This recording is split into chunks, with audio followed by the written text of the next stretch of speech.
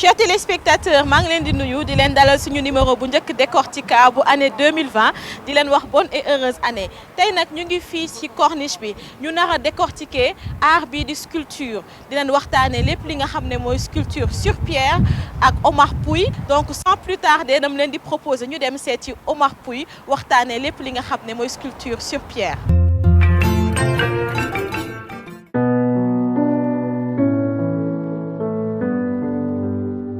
agsi nañu nag fii ci biir corniche bi fii mën nañu wax ni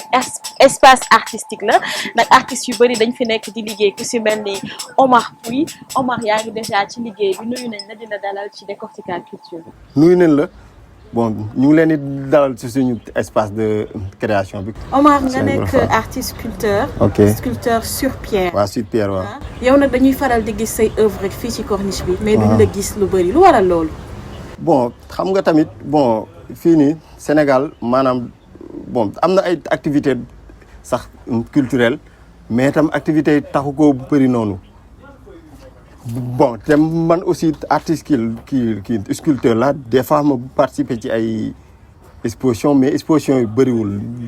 li may def ay symposium international moo ëpp daal. waaw ndax soo xoolee bitim réew ba sax laa gën a def sama principale réalisation yi. dinañ ci ñëwaat. voilà mën nañu wax nañ la gën a xamee que fii. voilà waaw mën naa wax sax fa lañ ma bon ñu ngi may commencé xam nat quoi. mais pas xam totalement daal mais maa ngi ci yoon. bon te damay def ay symposium mais après symposium aussi dama tëju sama bërëb di liggéey daal na xam nga bon xam nga dëkk bu nekk am na ay réalité am tamit. voilà dëkk la dañuy dégg nañu ba nga amee 17 ans maanaam fukki at ak juróom-ñaar nga tàmbali sculpture bi. nga ñëw ñu former la sur le tas maanaam da nga ñëw jàng ñu former la ci yi nga xam ne ay mag lañu. waaw nag loolu noonu la demee. bon mën naa wax xam nga fii amuñu école am nañ école des arts mais amuñ école académique sculpture. bon am na sax section école des arts mais sculpture pierre dafa doon loo xam ne benn affaire boo xam ne dafa daté yàlla longtemps ci corniche bi depuis premier président au Sénégal Senghor ci les sculpteurs yi installé ci corniche bi apparemment ñoom ci kii bi rek la woon ci corniche bi rek. bon d'abord tam looloo tax te sama chance bi ma am mooy bon dama juddoo fii ci Cap Rydis. bon te xam nga bu ñu màggee di football dañ doon dem géej bon te bu ñuy dem géej jamono jooju corniche bi kii wagul nii melagul nii daal jamono jooju corniche bi yëpp dafa bëri woon ay sculpteur man nag bu ma mësaan romb ak sama xarit yi man dama doon bàyyi xel sculpture yi daal dafa ma duggoon mais temps xale laa tamit maa ngi jàng école mais après damay xool sculpture yi rek après ànd ak ñoom dem géej daal moo tax suñu ma ne woon dinaa doon sculpteur du ma ko gëm mais tamit affaire boobu influencé na ma deuxièmement tamit bi ma nekkee xale dama doon dessiner rek comme après tous les artistes rek dañuy am don di dessiner étant jeune. voilà après noonu bi ma jàngee ba 4e secondaire xam nga def naa menuisier ébéniste mais daal je ne me sentais pas quoi. après noonu laa dox benn bés di dem géej ak samay xarit après ñoom sax ñu dem ba ci yoon bi man may leen xaaral ma ñëw man ma retourné. dem ci ay sculpteur tudd Paate waxtaan ak moom ne ko dama ko bëggoon jàng moom sax xawoon na ma ne téew jeune ak yooyu. bon mais xam nga rek léegi tamit man instant bi ma nekkee suñu kër dama doon tàggoo ne maa ngi dem liggéey menuisier ébéniste or que au lieu ma dem menuisier ébéniste dama doon dem ci corniche bi. yaa ngi woon ci corniche après ñoom nag bi ñu demee ba découvrir ko sax. bon xaw nañ ma ci dal surtout sama maam parce que jamono jooju dund ma sama yaay. waaw moom dafa newoon en voyage ak sama paa taw bi mooy dund ak ñoom samay oncle ak yooyu ñoom sax opposé woon nañ ci nag ndax xamuñu ko nga ci tuuti amoon na xëccoo. waaw amoon na xëccoo bu metti na sama diggante ak ñoom waaw xëccoo bu metti ba bu ma xëyee tàggu leen après man nag damay dem corniche daal ci sculpture mais daal man damay ne sculpture pierre dafa bokkoon sama destin quoi. mënuma lox lan moo ma ci dugal mais il fallait que man ma doon xam sculpture de pierre. te yow pierre bi nga ci taamu par rapport ak métal bi ak bois bi. waaw mais bon xam nga bi ma ciy dugg xale laa xamaguma lan mooy bois wala argile wala bronze yooyu xam nga ci xeer bi laa dal quoi fa la dal mu ngi mel ni ñu yëkkati la asamaan rek wàccee la nga ñëw Sénégal xam nga doone man France laa bëggoon juddoo waaw moo tax voilà léegi nag yow à part formation bi ngeen la defal fii ci corniche bi sur le tas est-ce que après ba nga commencé doon artiste xam ne lii nag mooy sa liggéey dem nga ci école yi ñu jéem la former wala jotoo jaar non jusqu'à présent xam nga fii nii maanaam ñun du ma ne sax dañ nekk en retard mais dafa avancé wul parce que dañuy nen école des arts mais tey boo demee école tey nga ne sculpture pierre laa bëgg a def amu fa dañ lay indi ci corniche bi kon amul école buy jàngale xeer fii au Sénégal même école des arts la preuve ñi fa nekk di def sculpture sax parfois dañ leen di jël yóbbu leen ci atelier dans le tas yi nii ñuy wax pour ñooñu defal leen stage argile ñu doog a delluwaat école kon yaa que des théories là-bas mais boo bëggee pratiquer yaakaar naa loolu da ngay xar sa tànk tubéy fii Afrique sax la école de la rue dafa doon loo xam ne dafa wóor ci xam nga ci jeunes africains yi quoi parce que soo xoolee aussi comme te Afrique dafa nekk en retard ci lu bëri te ñun suñu dirigeants yi xalaatuñu defar école xalaatuñu defar dara lu dul politique bu bëri coow lu bëri léegi yow boo nekkee jeune bëgg a avancer toog di xaar yenn yi kon doo mës a am savoir faire moo tax it tey jii même boo ko bëggee amul école bu koy def dañ lay obligé indi ci corniche bi même man fii actuellement nii man peut-être su ma la jàngalul xeer wala sama copains yi jàngal la xeer doo mën liggéey xeer parce que doo xam luy xeer doo dem peut-être boo demee école des arts foofu nag am na art am na ay technique mais wàllu art théorie bi daal peinture bi sax am na fa parce que peinture moom ak dessin ak yenn technique peinture am na fa argile tam je pense am na fa mais lii di sculpture bois wala sculpture pierre wala bronze loolu foog nga dem ci ay atelier wu sculpteurs yi. tout à fait même nga leen métal ci mel ni Guibril André Diop. voilà nga leen di côtoyer foog nga dem côtoyer ay benn maître sculpteur. nga nekk ak moom muy liggéey ay œuvres ngay nekk pendant des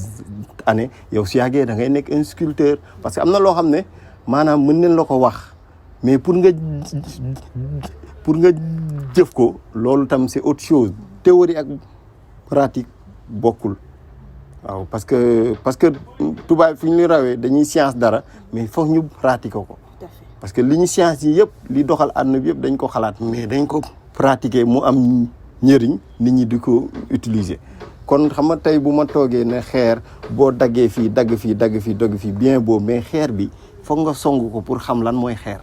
foog nga song ko. léegi naa mu nekk liggéey bu metti ci sculpture yi bii moo si gën a compliqué mais buñ la gisee nga yett xeer bi yaa ngi woon di defar fas nii. moom lañ la fekk nga koy defar. lu ñuy njëkk xalaat mooy fu mu jëlee xeer yi fan nga koy jëlee. bon d'abord fii xeer yi dañu am histoire te xeer itam dañuy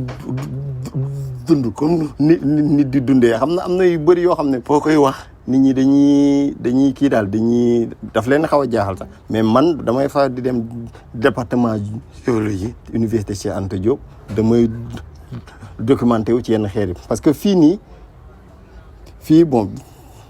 ancien volcan la mooy volcan des Mamelles ci ay jone yàgg na d'abord moo tax fii yëpp ay zone xeer la zone bi li ko dalee ba Yoff ba ay ci yenn secteurs yi ba ay côté Pikine bi côté yooyu yëpp ci zone xeer la boo gasee suuf si da ngay gis xeer parce que boo archéologue yi dañ lay wax fii ay zone volcan la woon boo tax xeer yi ci suuf lay jóge parce que xeer sax moo téye adduna bi parce que xeer sax personnellement dafa am histoire xeer. donc xeer yi sur le terrain nga koy jëlee. waaw sur le terrain benn jël wala. non bon mais xamatam xeer yi am na yu ñu mën a sculpter à la main. am na yoo xam ne kenn mënu ko yett ak ay marteau brin foog nga am di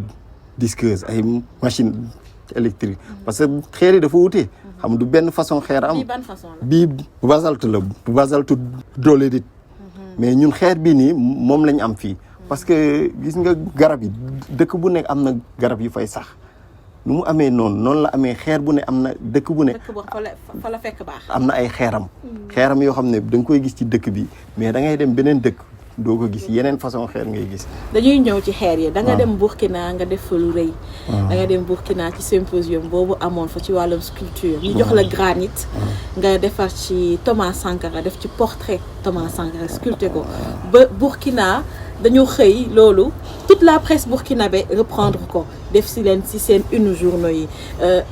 te pourtant ne nga xeer bi dañu gën a am fii ci Sénégal donc loolu di wane ni yow xeer yi ak buñ la mënti jox na nekk pierre rek mais da nga koy liggéey. bon mais xeer bi ma liggéey Burkina xeeru granit la. granit moo gën a dëgër basalte bi 1000 fois parce que granit kenn mënu ko liggéey ak marteau brin mais xeeru basalte bi mën nga ko def à la main donc dafa doon xeer bu dëgër. mais man dama tëb rek liggéey portrait Thomas Sankara bi parce que avant may ne Burkina en l'an 2013 dañ ma invité fële Russie. l'an 2013 boobu maa yem 27 ans. boobu sax mooy sama premier voyage international ma def ko dem participer ci symposium boo xam ne c'était organisé par UNESCO. waaye man rek maa fa doon africain sax. ma ñëw après boobu xaleel maa ngi gën a doon xale amaguma yenn maturité yi ci sculpture ma ñëw ñu jox ma xeeru granit mais biñ ma ko joxee ma tiim xeer bi man bi may dem esprit xale bi jàpp ma yóbbu ay suñu brin artisanat yi yooyu xam nga rek waaye xaaral rek bu ma demee nii ba ne woon artiste africain la quoi mais bi ma demee nag bi ma jëlee brin yi commencé dóor brin bi moo doon damat brin en acier bi tax xeer bi nu mu dëgëree après falaa njëkk a découvrir xeeru granit xam nga dama demoon pour participer mais en même temps dama fa jàngale leneen ak leen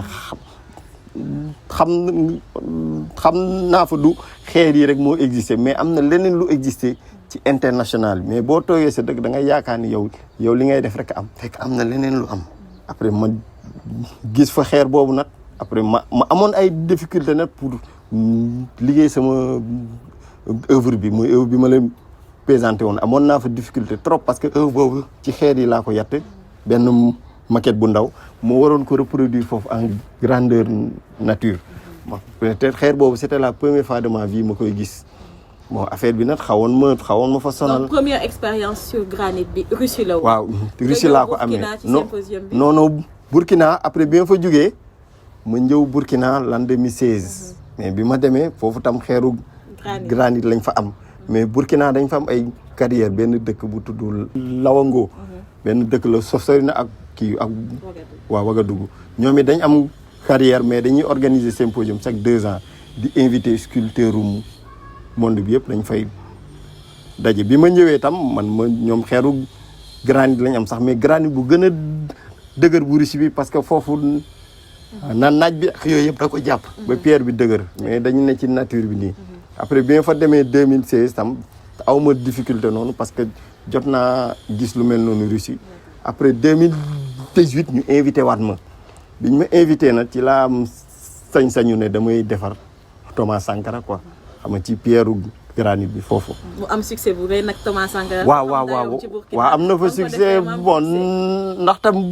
boo gisee mu am succès. d'abord dëkk bi ñu doon organiser symposium bi dëkk boobu la Blaise Compaoré cosaanoo. Deuxièmement ñu ne Blaise bi mu dawee génn Burkina Thomas Sankara ci ville natalam fu mu juddoo yaroo fa la ñëw installé wu. affaire bi ñu def ampleur bu mag nag bon mais aussi sama devoir la woon man ma liggéey ko ndax temps fa Blaise nekkee doo wax Thomas sañoo ko dessiné ci miir ba naan da nga koy liggéey deuxièmement aussi bon mu doonoon loo xam ne benn kii la ci man défi la ci man bu ma waroon relever parce que am na ay sculpteurs yu fa ne africain mais man aussi man dama jàpp ni man peut-être lii sama devoir la ma réaliser ko bon bi ma ko attaqué itam ak sama xadar sama jaar-jaar bon def naa ci li nga xam ne loolu laa ci mën daal. nga réussir loolu. mu nekk benn portrait bi nga xam ne Thomas Sankara la mu def ko sur granit dañuy ñëw nag dem seeti beneen artiste bi nga xam ne artiste sculpteur la nekk fii ci Corniche ba tey di collègue Oumar ñu koy woowee Thié moom nag bois lay sculpté c'est un passionné des oiseaux da koy jaral mu dem ci nature bi xool yenn xeetu picc yu am mu ñëwaat fii ci atelier am di ko reproduire Zoom Créa c'est avec l'artiste Thié.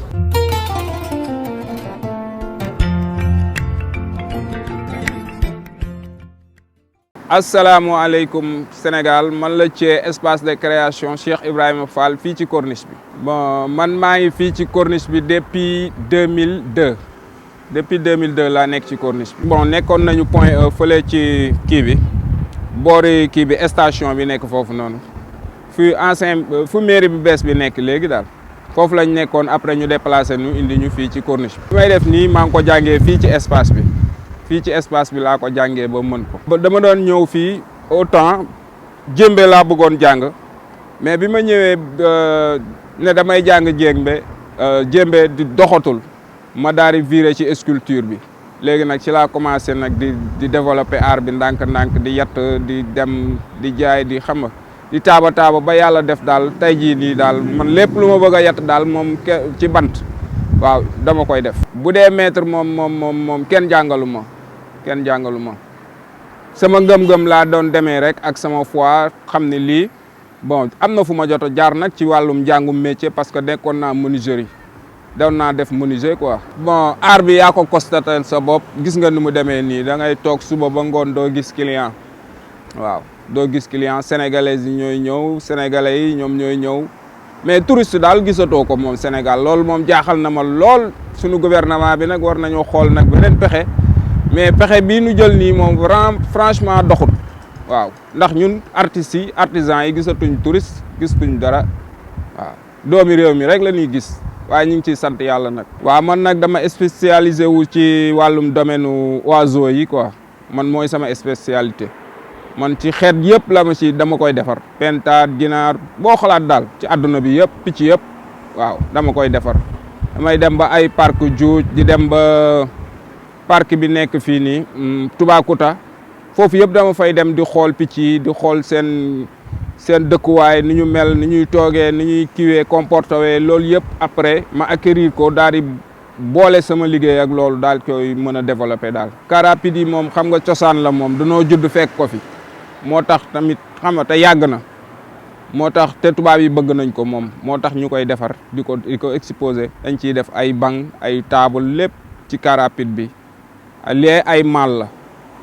ay coffre la yoo xam ne boo bëggee dugal say bagage pour voyager ak moom mu bañ a yàqu wala bañ a damm da ko ciy dugal mën ko transporter mu dem en toute sécurité. waaw suñu jafe-jafe ñun artisans yeeg artistes yi ñun jafe-jafe li ci ëpp daal mooy wàllum jaay bi nga liggéey sa produit ba mu pare doo gis ku ko jënd nga toog ay weer nekk père de famille wala nga nekk aide de famille xam nga doo xam nooy def ak moom. xam nga te lii sunu métier la ni nga xamante ne noonu la borom caméra bi nii te caméra bi duñu caméra noonu lañ téye suñuy aar ñu di ci développer loo xamante ne njariñu askan wi la waaye ñun gisuñu suñu bopp wax dëgg yàlla. waaw sama mot de la fin maa ngi sant askan bi yëpp di jéggalu nag ci wax yi nag waaye nag li nga xamante ne mooy suñu ñaxtu daal mooy nan ñu jàppale ñun artisans yeeg artistes yi. suñu koom-koomu réew ñun ñoo ko yor ñoo ko mën a dooleel gën koo dëgëral mu gën a jëm kanam.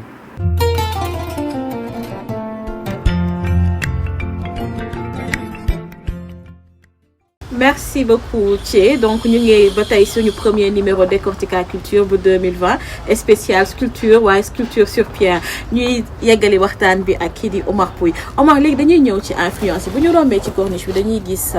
yow sa ay sculpture dafa bëri ay figure des fois dinañ gis portrait ay nit ba xar kanam nit des fois ñu gis ay animaux ñu si mel ni ay picc wala ay fas nan la lay influence wala inspiration yi di ñëwee. bon inspiration bi mooy xam nga soo doonee autodidacte ak ki jaar école des arts da ngeen wute ndax autodidacte la plupart moom fi ñu ko fekk day am expression libre quoi moom lépp luy tourner autour du xelam rek da koy bëgg a immortaliser ci matière am soit peinture wala dara moo tax tamit selon may kii rek selon ni may dikkee rek parce que mës naa toog pare mun temps yooyu sax kii bi saison hivernage bi nawet da doon taw mais dama toog sama atelier gis mbott yi di dugg ci sama atelier nii rek commencé tëb nii ma xool leen ni bindoo nii affaire bi influencé ma nag après ci laa am envie liggéey ay mbott ci pierre yu yéegante nii pour xam nga kii noonu mais tam des fois tam mu doon ay commande des fois nga xool ci nature bi environnement bi quoi. wala lébu yi inspiré la ndëpp moom. bon ndëpp bi moom maa ngi ko liggéey fële France laa ko defaree. mooy mois de juillet bi passé. maa ngi woon foofu waaw bon waaw parce que dafa am benn genre résidence artiste bu ñu fay organiser France mu tuddee les Lapi Dial bon tous les années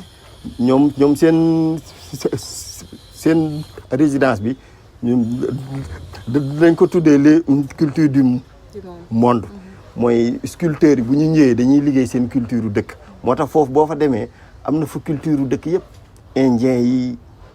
américains yi japonais yi ñoom ñëpp seen culture mu ngi fa yu wax seen dëkk léegi nag man année bii passée ñu tuddee ko les cultures de Afrique de l'Ouest après ñu jël ay artistes sénégalais man Ibou Nia Babacar Nia nga xam ne ci moom laa jaar ak Issa Nia ñaari rakam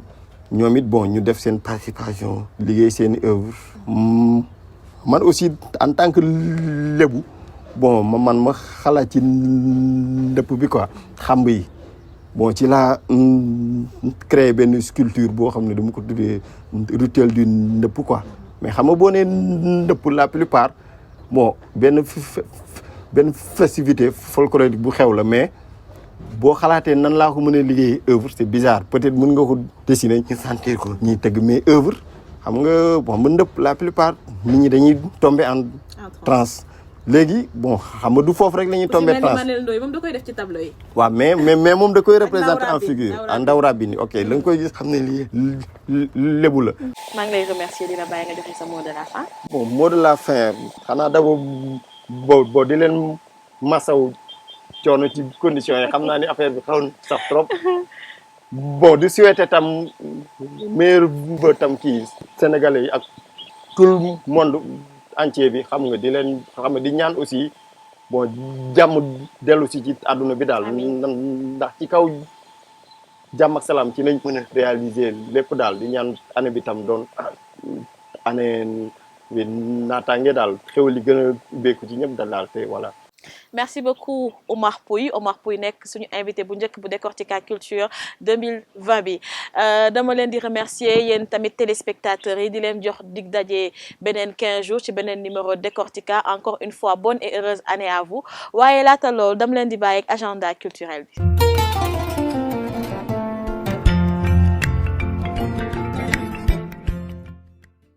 ñu tàmbali kook samedi 4 janvier foofu ci le Clos Norma dina am café littéraire ak kii di Diana Salid Dabo moom bi nga xam ne moo bind livre bi di Chrysalide. ci samedi bi ba tey masterclass make-up Meet Your Beauty bu maquilleuse professionnelle bi di Khady Niang Diakhaté dinañ ko amal foofu ci Radisson Blu Dakar. Fulgence Gakou moom dina nekk ca Grand Théâtre muy soirée gospel bi nga xam ne mu ngi ko duppee la louange qui brise les chaînes. ci samedi bi ba tey rencontre musicale Sénégal-Italie dina am au Soleil Café ak artiste bi di Kumba Sora fekk baax fii ci Sénégal di si ànd ak groupe italien bi di Afro Dream. groupe bi di Xalam 2 moom dina nekk foofu ci Palais des Arts bu Thiès ci vendredi 10 janvier bi artiste bi di Kémit dina amal concert foofu ci centre culturel français muy si ànd ak Awali ak Souleymane Faye ba tey vendredi 10 kii di Sidi Diop dina amal concert live ca Grand Théâtre ci samedi 11 janvier bi di ngeen am café littéraire ak Amidou Ba foofu ci le Clos Norma Amidou Ba bind ñetti téere benn bi mu dippee ko la mystérieuse disparition du talibé beneen bi di la dame de la cave bi ci topp la patte du mal lii lañ leen andiloon ci agenda culturel bi